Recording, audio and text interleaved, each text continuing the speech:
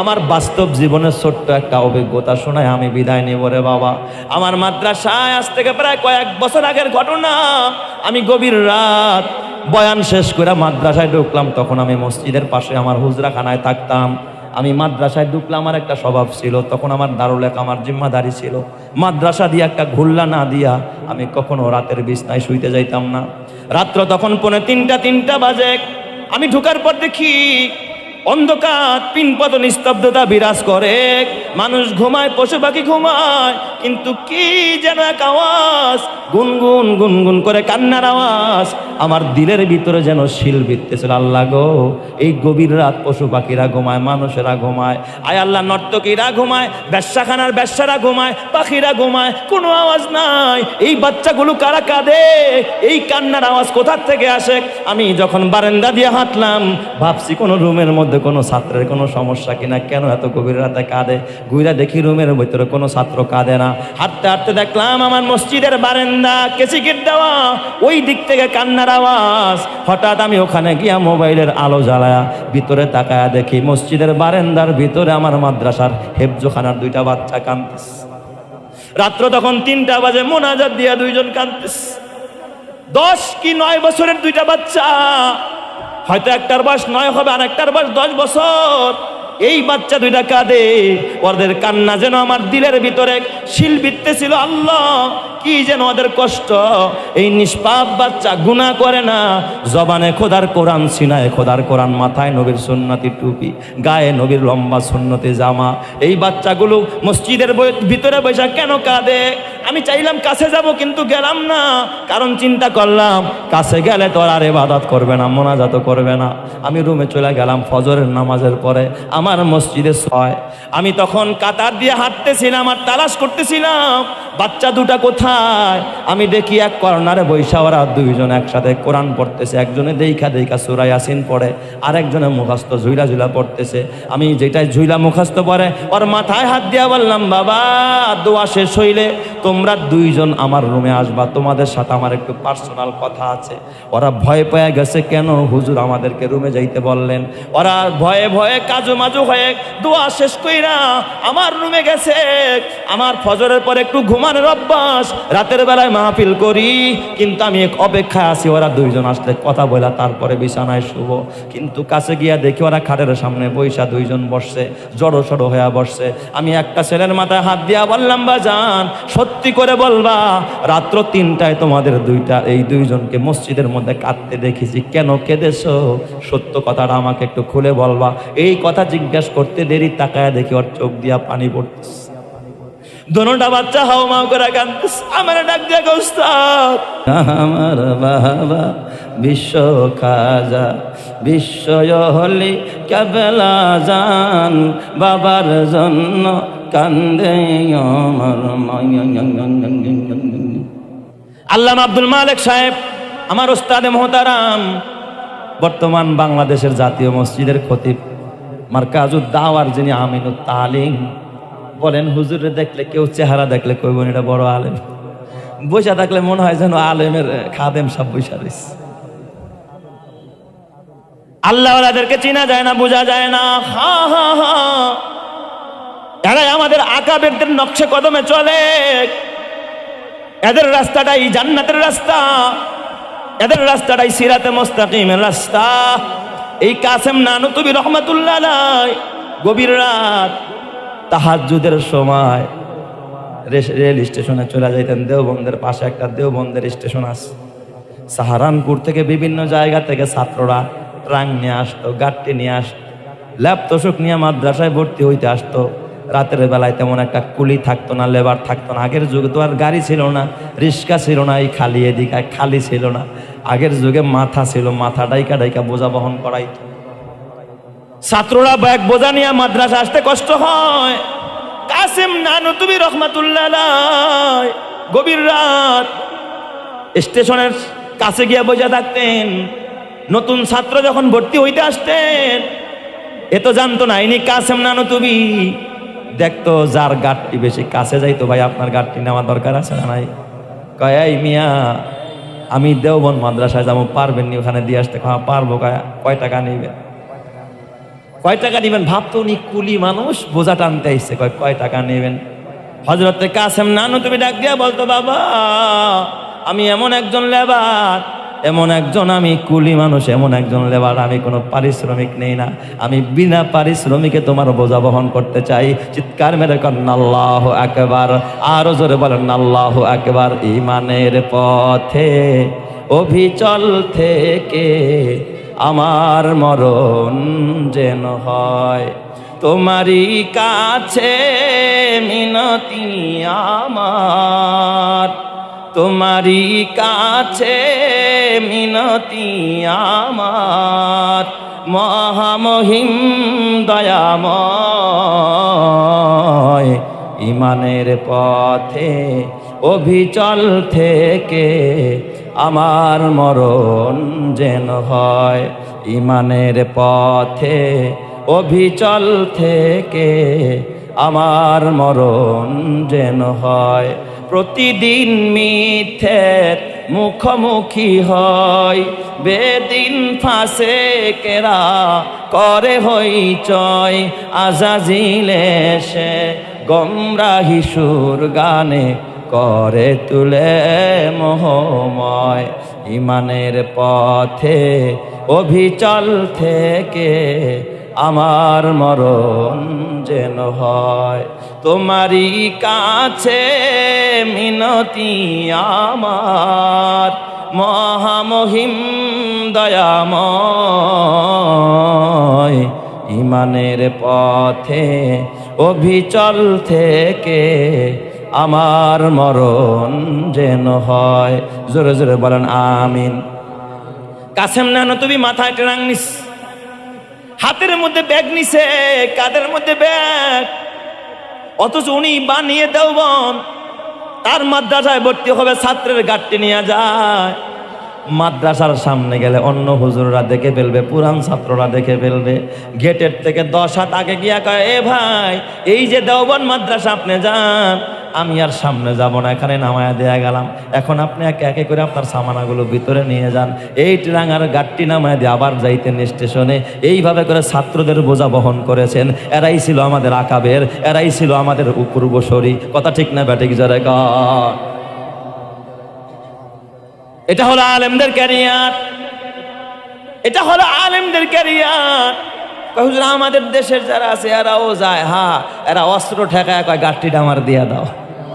এরা গাড়টি নিয়ে বাড়িতে যায়, মাদ্রাসায় যায় না। এরা গাড়টি নিয়ে ক্লাবে যায়, এরা গাড়টি নিয়ে নাইট ক্লাবে যায়, এরা গাড়টি নিয়ে খাড়ের নিচে লুকায় রাখে, টিসিবির মাল নিয়ে পণ্য নিয়ে খাড়ের নিচে লুকায়। এরা জনমের খাওয়া খাইব। আল্লাহ কয় তোর জন্য খাবার রেডি রাখছি, জাহান নামে যাবি আর খাবি আর আগুন খাবি আর জাহান নামের মধ্যে জ্বলবি। কথা ঠিক নাই ব্যাঠিক যারা কার, ওই আল্লাহ এখন আছে না নাই? আরো জোরে আল্লাহ আছে না নাই?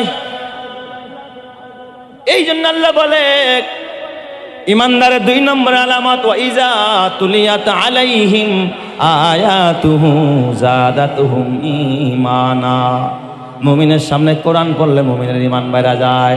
এই জন্য বাবা নিজে কোরআন পড়ো, কোরআনকে মহব্বত করো, কোরআনের মাদ্রাসা করো, কোরআনের আলেম যারা তাদেরকে ভালোবাসো, দোস্ত বানাও। নিজের ছেলেটা কিয়ামতের ময়দানে কোনো উপকার করতে পারবে না, অথচ বাবা তার ফ্ল্যাট কেনার জন্য পাগল, তার গাড়ি করার জন্য পাগল, তার বাড়ি করার জন্য পাগল, অথচ কিয়ামতের ময়দানে বলবে না আল্লাহ গো আমার বাবাই চুরি করছে, দুর্নীতি করছে আমার জন্য, আল্লাহ বাবার গুনার বোঝার আমার মাথায় দাও। এমন কোন ছেলে কিয়ামতে পাওয়া যাবে না। যেই বিবির জন্য পাগল হয়ে গেল, কিয়ামতে তোমার বিবি বলবেন আল্লাহ আমার স্বামী বুঝে নাই, আমার নাকের ফুল, কানের দুল, গলার মালা, হাতের বালার জন্য আমার স্বামী ডান হাতেও কামাইছে, বাম হাতেও কামাইছে, সুদ খাইছে, ঘুষ খাইছে। আল্লাহ গো আমার স্বামীর গুনার বোঝার আমার মাথায় দাও। এমন একটা বিবি কিয়ামতের ময়দানে পাওয়া যাবে না। অথচ আমার আল্লাহর কোরআন বলে ইন্না মিন আজওয়াজিকুম ওয়া আওলাদিকুম আদুওয়াল লাকুম ফাহজারুহুম। আল্লাহ কয় ঈমানদারেরা শুনে রাখ, নিশ্চয় তোদের কিছু বিবি আছে, তোদের কিছু সন্তান আছে, তোদের দুশমন, এদেরকে পরিত্যাগ কর, এদের থেকে দূরে সরে থাক, কারণ এরা তোরে জাহান্নামের আগুনে জ্বালায়া থাকবে। যেই সন্তান সুদ খায়, ঘুষ খায়, হারাম পথে চলে, হারাম কামায়, মানুষ খুন করে, সন্ত্রাসী হয়ে গেছে, বাবা বুক টান করে কয়, চিনোস আমি কার পোলা? আমার পোলায় দিনে দুপুরে মানুষ ফোন করে, চিনোস নি? বাবাই গর্ব করে বেড়ায়। ও বাবা, না না, এটা তোমার গর্বের বিষয় না। তোমার গর্বের বিষয় ছিল যে আমার ছেলে একজন হাফেজে কোরআন। তোমার গর্বের বিষয় ছিল আমার 3 সন্তান আলেম। তোমার জন্য গর্বের বিষয় আমার 5 ছেলের মধ্যে 5টা ছেলে হাফেজ আলেম হয়ে গেছে। কথা ঠিক না বা ঠিক জোরে কোন? এটা ছিল গর্বের বিষয়। দুনিয়ার সন্ত্রাস বানাইছো, এটা গর্বের বিষয় না। দুনিয়ার চাঁদাবাজ বানাইছো, এটা গর্বের বিষয় না। দুনিয়ার আকাম কুকাম সব করে, এটা তোমার গর্বের বিষয় না। তোমার গর্বের বিষয় ছিল তোমার সন্তান একজন ঈমানদার, তোমার সন্তান একজন আমলদার, তোমার বিবি একজন জান্নাতি বিবি। এবার এইটাকে নিয়ে গর্ব করা যায়, এর বাহিরে গর্ব করার সুযোগ নাই। কথা ঠিক না ব্যাটিক যারা কর। এই জন্য কোরআন শিখবেন, কোরআন মহব্বত করবেন, কোরআনের প্রতিষ্ঠান করবেন। কথা ঠিক কি না জোরে কান? আল্লাহ তুমি বুঝার তৌফিক দাও, জোরে কান আমিন। 3 নাম্বার, ওয়া আলা রাব্বিহিম ইয়াতাওয়াক্কালুন। মুমিন ভরসা করবে কার উপরে? হ্যাঁ, মাঝে মাঝে পীরের উপরে করা হয়, হ্যাঁ, মুর্শিদের উপরে তো ভরসা করে। আছে না কিছু মানুষ, গুরু তোর নামে করলাম শুরু, গুরুর নামে বলে শুরু করে। গরুর দল, গুরুর নামে শুরু করলে কোনোদিন নাজাত পাবি না, মুক্তি পাবি না। গুরু নিজেও জাহান্নামে যাবে, তোরও জাহান্নামে নিবে। কথা ঠিক কিনা? শুরু করতে হবে কার নামে? ওয়া আলা রাব্বিহিম ইয়াতাওয়াক্কালুন। বিসমিল্লাহি তাওয়াক্কালতু আলাল্লাহ লা হাওলা ওয়ালা কুওয়াতা ইল্লা বিল্লাহ। আল্লাহর নাম নিয়ে শুরু করবি, গুরুর নামে নয়। অনেক সময় ড্রাইভাররা দেখবেন স্টার্টিং এ বসে সুমা খায়, আছে না নাই? সুমা দিয়ে এরপরে চাবি দেয়। কিরে সুমা দাসকা কয়েক সিঁড়ি নইব না, তোর সুমা বাবাই ফিরাইতে পারবো? সুমা বাবাই পারবো? আহারে, আমি দেখছি একবার চুয়াডাঙ্গা এক মাহফিলে যাচ্ছিলাম, সেখানে যাওয়ার পথে দেখি সুমা বাবার মাজার। নাম কি? এক জায়গায় আছে জামাই পাগলার মাজার, এটা তো কুষ্টিয়ার পথে। আবার চুয়াডাঙ্গার পথে দেখছি সুমা বাবার মাজার। তো আমি একজন দিতে গেলাম, কিরে সুমা বাবা কয়? কয় এই বাবার কাছে আইলে এরকম সুমা দেওয়া লাগে, এই জন্য সুমা বাবার মাজার নামই হয়েছে সুমা বাবা। নাউজুবিল্লাহ জোরে কোন সবাই? এরকমের উল্টা পাল্টা মাজার আমাদের সমাজে আছে না নাই? খাজার নামে মানুষ গান গায়, আল্লাহর নামে জিকির করে না, মাজারের নামে গান গায়। কি যে আজে বাজে গান! এত শিয়াল কুত্তার সুরও ভালো শোনা যায়। এরা যে গায়, এর থেকে শিয়াল কুত্তার গানও ভালো লাগে। আমার বাবা বিশ্ব খাজা বিশ্বয় হলি কেবলা জান, বাবার জন্য কান্দে আমার। আছে না নাই? এই যেরকম আছে না নাই? মন হয় যেন বানরে ডাকতেছে, কুকুরে ডাকতেছে, ঘেউ ঘেউ করতেছে। অথচ মুসলমানের জিকির হবে লা ইলাহা ইল্লাল্লাহ, জোরে লা ইলাহা। যার কথা কয় প্রজাপতি ফুলের কানে কানে, যার প্রেমেতে চাঁদে জেগে রয়নি ঝুম তারার বনে, তার প্রেমেতে ভাষাই তরি আমরা গানে গানে, আমরা গানে গানে। আল্লাহু আল্লাহ বলো, আল্লাহু আল্লাহ, আল্লাহু আল্লাহ বলো, আল্লাহু আল্লাহ, জোরে আল্লাহু আল্লাহ বলো, আল্লাহু আল্লাহ, আল্লাহু আল্লাহ বলো, আল্লাহু আল্লাহ। যে পাতায় পাতায় সবুজ মেখে ফুলকে দিল গ্রান, মিনারে মিনারে উড়ে যার নামে রাজান। যে পাতায় পাতায় সবুজ মেখে ফুলকে দিল গ্রান, মিনারে মিনারে উড়ে যার নামে রাজান। তার নামেরই করছি জিকির আমরা সবাই মিলে, আমরা সবাই মিলে। আল্লাহু আল্লাহ বলো, আল্লাহু আল্লাহ, আল্লাহু আল্লাহ বলো, আল্লাহু আল্লাহ। যার কথা কয় প্রজাপতি ফুলের কানে কানে, যার প্রেমেতে চাঁদ জেগে রয়নি ঝুম তারার বনে, তার প্রেমেতে ভাষাই তরি আমরা গানে গানে, আমরা গানে গানে। আল্লাহু আল্লাহ বলো, আল্লাহু আল্লাহ, আল্লাহু আল্লাহ বলো, আল্লাহু আল্লাহ। যার নামেতে বইছে নদী ভাঙছে সাগর ঢেউ, যার নামেতে আশেকে হয়ে পাগল হইল কেউ।